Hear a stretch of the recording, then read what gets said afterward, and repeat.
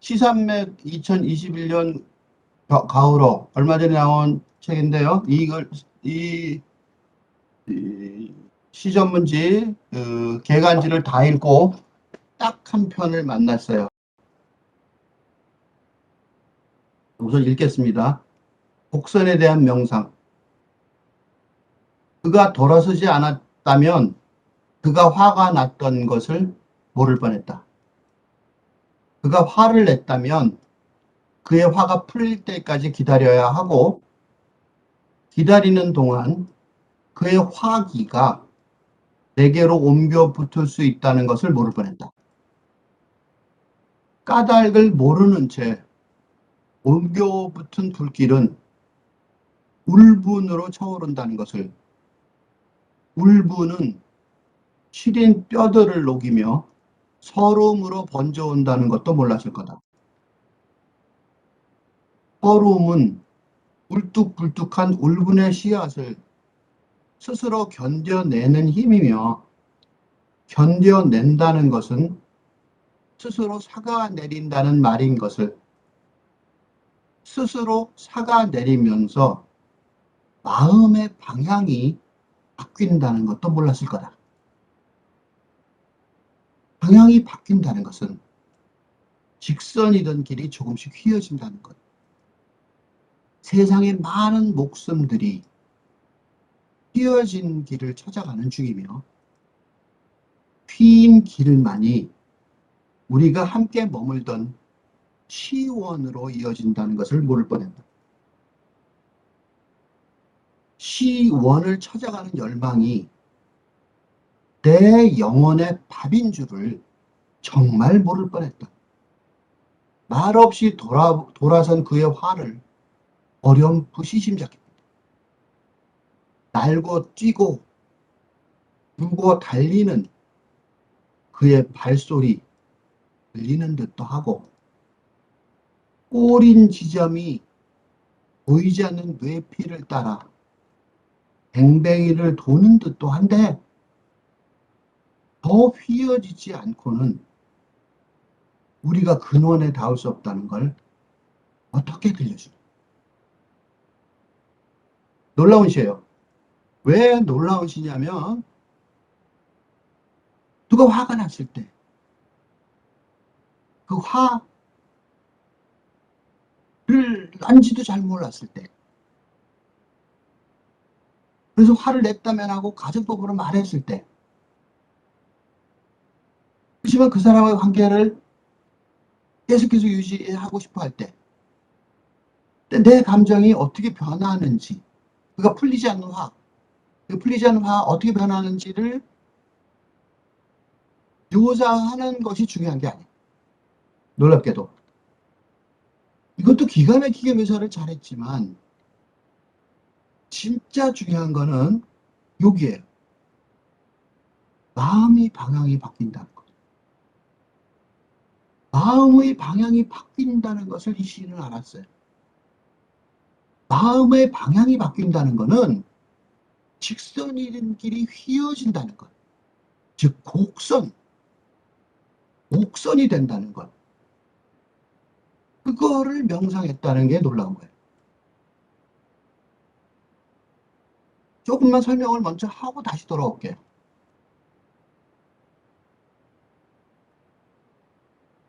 우리가 살고 있는 게 근대사회죠.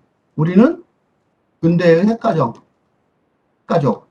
기반을 둔 근대국가, 그죠? 근대민족국가죠. 근대국가를 지키기 위해서 군대도 있고, 그죠? 근대를 지키기 위해서 학교도 있어요. 유지하기 위해서.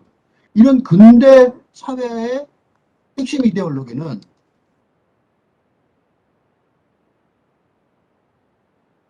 직선이에요. 그러니까 과거를 보면 노스탈지아가 있어요. 더 멀리 보이는 것을 향한 향수가 있는 거죠. 그죠? 우리는 그래서 직선이니까 저 뒤에 멀리 희밋하게 보이는 직선을 쳐다보면서 향수를 느껴요. 미래는 유토피아예요. 미래 우리 천국이죠. 그죠? 천국. 이런 직선적인 근대 사회의 이데올로기 속에 우리가 살고 있어요. 그런데 문제는 이 근대사회 이데올로기가 지금 무너지고 있어요. 그래서 나는 지금 사회를 탈근대사회라고 그래요. 이 탈근대사회는 어떤 사회인지 몰라요. 그래서 탈근대사회라고 그래요. 탈은 벗어난다는 소리죠. 포스트 모던이라고 그래요. 포스트 모던. 모던은 근대죠. 포스트가 뭐야? 뒤. 그러니까 후기 근대라고 번역한 사람도 있어요. 다시 말해서 근대가 끝나서 다른 시대가 온 것 같은데 이름이 없어요, 아직. 혼란상인 거죠. 만약에 다음 시대가 어떤 시대인지 정확하게 알겠으면 이름이 있겠죠. 이름이 아직 없단 말이죠. 그렇지만 우리는 지금 이 시대를 살아가야 한다는 게 현실이에요. 이게 현실이라는 사실을 알고 있는 사람도 있고 모르는 사람도 있어요. 그런데 아방가르드라고 있죠. 아방가르드는 군대에서 선봉이에요. 선봉. 전투의 선봉인 거죠. 그러니까 서양에서는 19세기 말, 세기 말이라고 그러죠. 우리가 보통. 이 세기 말은 19세기 말을 말해요. 19세기 말. 이 세기 말의 모더니즘 문학운동과 아방가르드즘이 예술운동이죠. 문학 예술운동이죠. 문학이 어땠지만 아방가르드가 바로 이런 후기 근대사회가 온다는 것을 알았어요. 19세기 말의 모더니즘은 언제냐면 1890년, 1920년경이에요. 100년도 전이죠. 100년, 100년 전에 서구의 문학, 예술하는 사람들이 근대사회가 위험하다, 위기에 왔다는 것을 깨달았어요. 이게 첫 번째였는데, 이게 1960년대 후반, 포스트 모더니즘, 예술운동이 벌어져요. 포스트 모더니즘은, 예술운동은 이게 일반화되는, 이런 모더니즘이 탈근대 사회의 도래를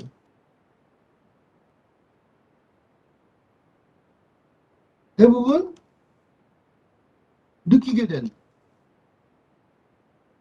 현실을 반영해요. 이 1960년대 후반이 언제냐면 한국에 살고 프랑스의 5월혁명, 미국의 그 월남전 반대운동, 전 세계적으로 벌어졌던 학생운동이 1960년대 후반에 벌어져요. 그러니까 기존의 체제에 대한 적극적인 반대가 벌어진 거죠. 그리고 이 5월 혁명과 4.19는 기존의 정권을 무너뜨리죠. 그래서 이 포스트 모더니즘 운동이 이 현실에 반영이 되는데, 포스트 모더니즘이 뭐로 주로 시작되냐면 포스트 모더니즘이 건축이라는 게 지금 우리가 살고 있는 거잖아요. 집 짓고 살고 있는 거. 그 건축에서 첫 번째 반영이 돼요. 그러니까 그만큼 현실화된 거죠. 내가 왜 이런 얘기를 길게 했냐면 조금 더 강의를 해보려고 그래요. 왜냐하면 이 강의는 되게 이 시를 내가 왜 흥분하느냐를 설명해 주려고 그러는 거예요. 하나만 더 설명하고 이제 시를 읽을게요. 근대 사회로 들었을 때 계몽주의라는 말 들었을 거예요. 그 근대 사회를 입구에서 근대 사회의 입구, 이 근대 사회 보편화되는 시작한 점이 계몽주의죠. 이게 골국적으로 뵌 게 1789년에 프랑스 혁명이에요. 이때 내가 이 얘기를 갑자기 역사 얘기를 왜 하냐면 여기에 감정교육이라는 책이 나와요. 에듀카시온 생치만탈, 프랑스 책인데 내가 불어를 아는 게 아니라 제목만 아는 감정교육이라는 책이 나오는데, 이 책이 되게 중요한 이유가 감정교육이라는 단어 때문에 중요해요. 즉 중세 시대에 느꼈던 감정과 정서의 체계는 달랐겠죠. 생각해 보세요. 농노가 느꼈던, 우리나라의 백성이 느꼈던 감정과 체계가 근대 사회, 자유와 평등의 사회에 적합하지 않았겠죠. 그죠? 근대사회 국민의 감정과 정서를 적합하지 않으니까 적합하지 않으니 근대사회 국민의 감정과 정서를 새롭게 배워야 했어요. 이거 하나만 설명하고 지나갈 거예요. 뭐냐면 나는 너를 사랑해. 까게는 낭만적 고백을 하는 게 농노들은 할 수가 없었겠죠. 그치? 그러니까 나는 너를 사랑해라는 낭만적 고백은 나의 감정과 바라는 그치? 그러니까 나는 생각한다, 나는 존재한다라는 근대적 자아. 그치? 나는 생각한다, 나는 존재라는 근대적 자아가 있어야 나는 너를 사랑해라는 말이 나오잖아. 그치? 다 전제되어야 한다는 거예요. 새로운 감정인 거죠. 그전에는 몰랐던 감정인 거예요. 그치? 이렇게 길게 설명한 이유가 뭐냐면 지금 바로 얘기를 하려고 그런 거예요. 이 김예태 시인의 놀라운 점은 지금 시대에 새로운 감정과 정서의 체계가 필요하다. 지금 칼근대 시대 그거를 정확하게 깨달고 있다는 거예요. 이게 왜 중요하냐? 이게 왜 중요해요? AI 그러죠. AI. 유니버스, 멀티버스 그러죠. 멀티버스. 이 AI란 멀티버스는 걔들한테 자유와 평등이 있겠어요? 이런 시대에 감정과 정서는 뭐냐고. 응? 이게 뭐냐고요. 그러니까 전혀 다른 감정과 정서, 전혀 다른 느낌이겠죠. 이걸 나는 정동이라고 이름을 붙였어요. 정확한 이름은 아니에요. 하나 붙인 거예요. 그러니까 기존에 있던 감정이 아닌 감정은 다른 그런 정동의 감정, 정동의 체계가 필요하다는 거예요. 그건 뭐냐고요. 이거를 구축해내는, 그러니까 지금 새로운 시대를 구축해내야 되는, 새로운 시대를 예비하는, 준비하는 가장 중요한 도구가 뭐예요? 그러니까 문학적 상상력. 왜 그래요? 새로운 감수성, 새로운 감수성, 느낌의 체계를 만들어야 되니까 그래요. 창조해야 되니까 내야 하기 때문에 그래요. 지금 김예태 시인이 하고 있는 일이 바로 이거예요. 그러니까 이게 지금 문학에서, 문학 쪽에서, 문학적으로 우리가 시만 쓰고 있는 게 아니라 이런 상상력은 바로 AI 멀티버스 시대의 감정과 정서를 만들어내고 있는 거죠. 그러니까 누가 해야 되는 거예요? 이게 누가 해야 되는 거예요? 과학자들. 소위 4차 산업의 과학자들한테 가장 중요한 거예요. 요건 설명이 좀 안 될 것 같아서 조금만 설명을 할게요. 예를 들면 자율주행 자동차가 있어요. 가장 큰 문제점이 뭐예요? 왜 이 자동주행차를 우리가 마음대로 못해요? 왜 못해요? 바로 이것 때문에 그래요. 정동을 몰라서 그래요. 정동이 어떤 시스템으로 하는지 모르니까 자동차가 사고가 날 수 있는데 사고가 나고 급한 결정 내릴 필요성이 있어요. 어떻게 해야 되냐고 이럴 때 이런 것들은 기존에 있던 방식으로는 안 된단 말이죠. 그러면 문학적 상상력이 자율주행 자동차가 기계가 돌아가고 움직이는 게 중요한 게 아니라 이런 문제를 해결할 방법을 못 찾았기 때문에 자율주행 자동차가 아직 도로에 우리가 마음대로 못 쓰고 있는 거예요. 살지도 못하고 있는 거죠. 이거를 해결하지 못하는 한 로봇도 마찬가지예요. 로봇. 그죠? 로봇 어떻게 할 거냐고 로봇. 로봇을 어디까지 써요? 로봇 어디까지 쓰냐고. 어디까지 우리 시대에 쓰고 어디까지 같이 살 수 있냐고요. 궁극적으로 문제가 모두 어디에 걸리냐면 이 새로운 감수성의 세계 이거를 창조하는 데 걸린 거죠. 그러니까 시인이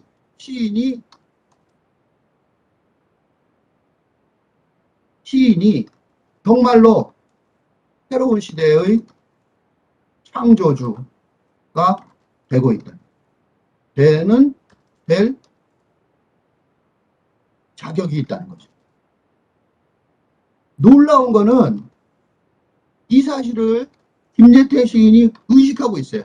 알고 있다고. 그래서 뭐라고 그러냐면 첫째, 곡선이라는 말을 써요. 뭘 대신하는 것 같아요? 직선을 대신하는 거죠. 직선을 대신하는 곡선의 감정 체계를 잡아야 된다. 그지? 곡선의 감정 체계를 잡아야 된다. 정동이랑 어려운 말도 안 썼어요. 곡선의 감정 체계가 필요하다. 화를 냈다. 내가 너한테 화를 내가 안 된다는 거죠. 이게 내가 너에게 화를 내 라는 직선의 체계. 그런 직선은 의미가 없다는 거예요.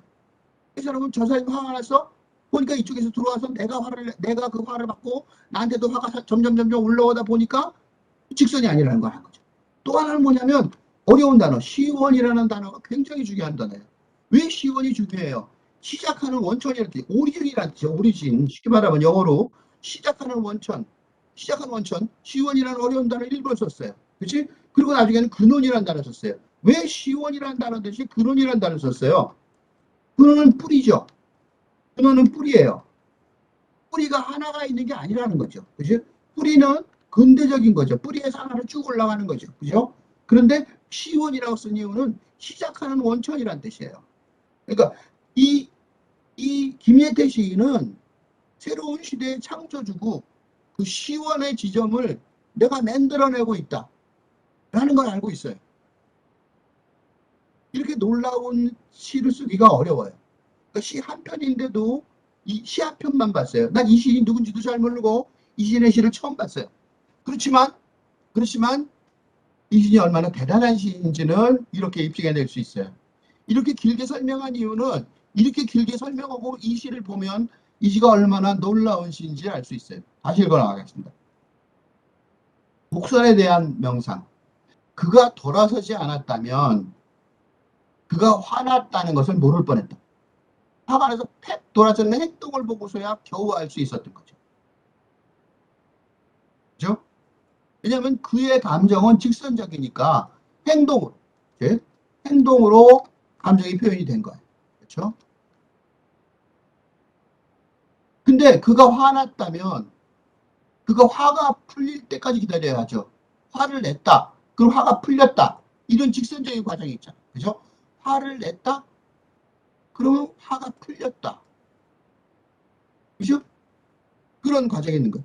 이게 그의 화를 내는 과정이에요. 그런데 나의 경우는 다르다는 걸 알 수 있는 거죠. 그러니까 그가 화를 내는 그 경험, 그가 화를 내는 거를 경험한 경험 그 자체가 나한테는 나는 전혀 다른 정서체계를 가지고 있다.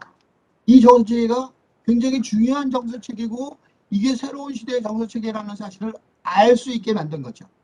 그가 화를 낸 거를 받은 경험이 굉장히 중요한 경험이 된 거예요.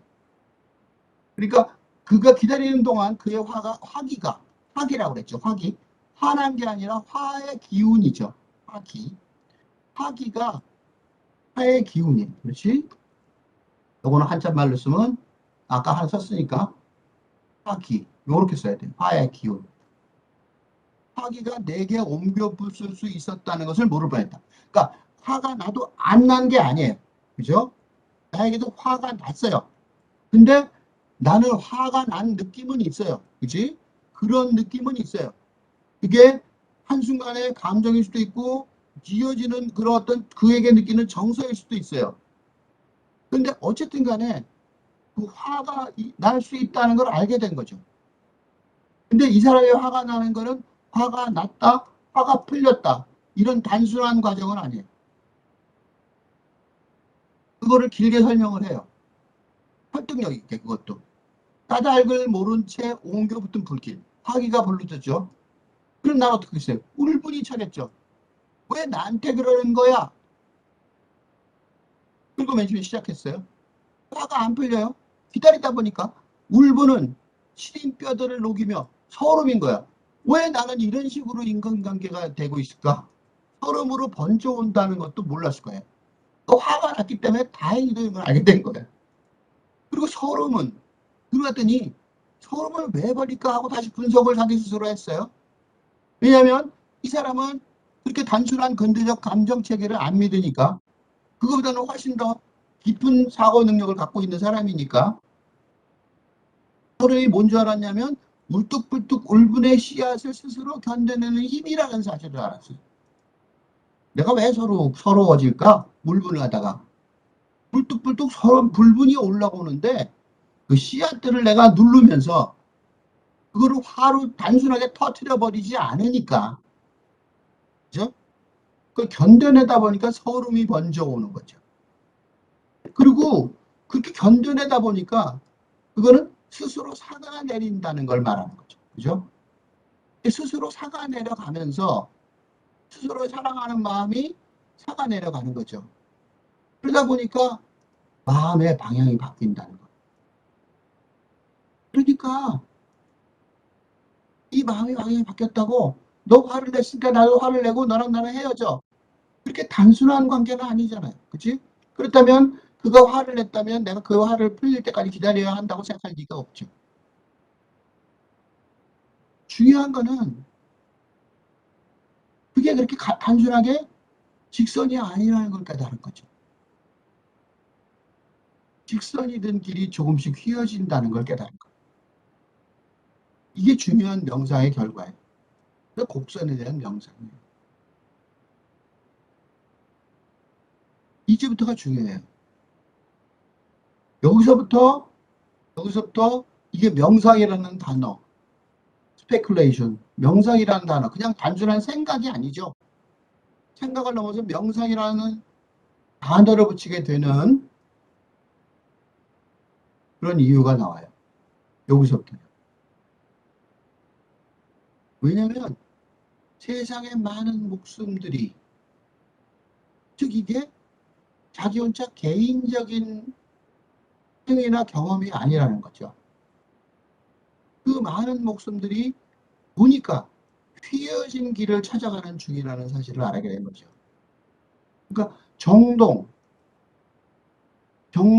찾아가야 된다는 거죠. 그러니까 단순하게 그냥 화라는 감정을 느끼고 그거를 기다려서 해소되기를 기다리는 게 아니라 새로운 감정과 느낌의 체계, 새로운 감성의 체계를 만들어가는 게 새로운 세상의 지금 일이라는 걸 알게 된 거죠. 그래서 이건 공간적으로 이해되는데 시간적으로 보면 그 휘인 길, 그것만이 우리가 함께 머물던 시원으로 이루어진다는 거예요. 우리가 함께 머물던 시원, 우리가 함께 이 감정이 터져나오게 만들었던 어떤 시작하는 원천이 그 사랑인데, 그 사랑은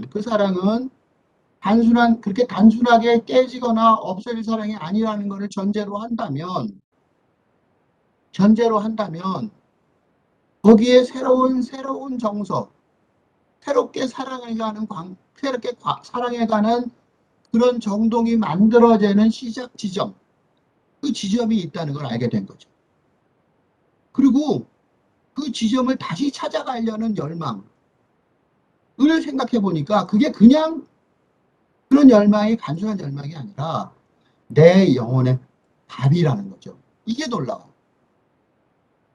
그러니까 내가 이 시인은 시대의 창조주가 될 자격이 있다라고 말하는 거예요.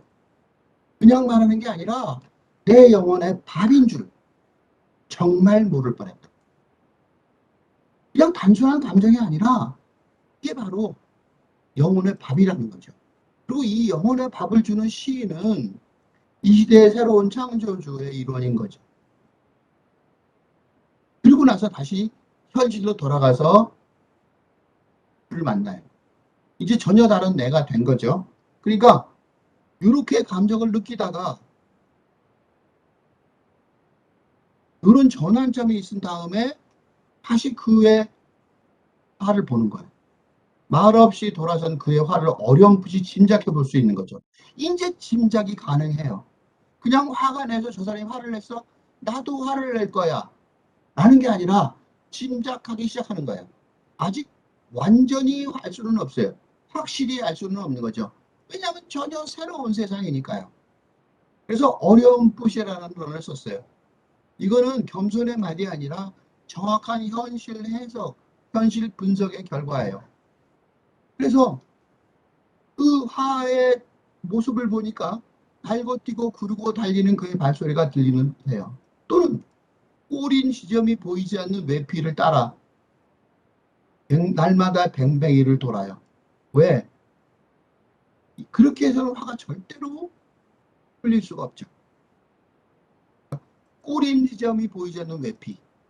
원주의 바깥쪽이죠.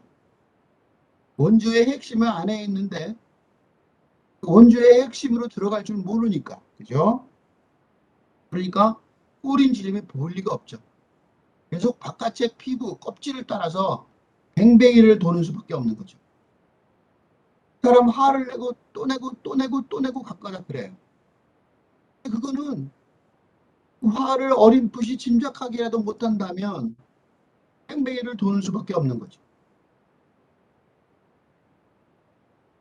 유일한 그걸 해결책은 더 휘어지지 않고는. 그러니까 새로운 세상을 바라보는 곡선의 정동학이라고 말할 수 있죠. 그 곡선의 정동학을 이해하지 않고는, 곡선의 정동학을 발견하지 않고는 우리가 근원에 다다를 수 없다는 것을 어떻게 들려주나 라고 고민할 수밖에 없는 거죠. 그래서 이 곡선에 대한 명상, 김혜태 시인의 시가, 내가 김혜태 시인을 이 시로 처음 만났지만 이 시에 대해서 감탄하고 이제 이 김혜태 시인의 힘에 대해서 찬사를 보내는 이유가 있어요. 시 한 편만으로도 이 시인이 앞으로 어떻게 대단하게 될 것인지 믿음이 가요.